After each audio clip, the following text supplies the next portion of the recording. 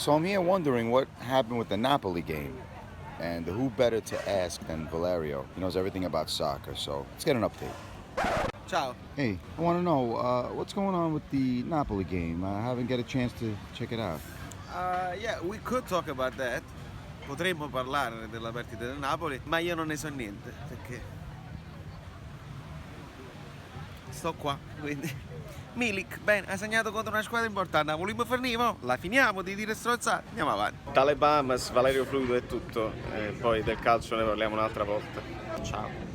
Intervista esclusiva, l'avevo promesso, e adesso la domanda che tutti vogliono sapere. È vero che Koulibaly è già stato venduto alla Juventus? Sì.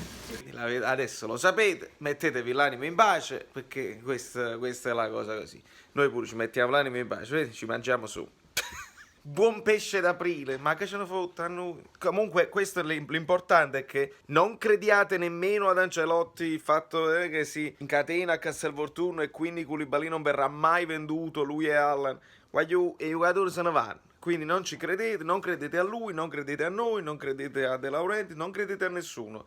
Il mercato si evolve. Da New York adesso, Valerio Fluido è tutto e ci vediamo la prossima volta un bozzo parlare una partita che non ha già vista. Abbiate bontà.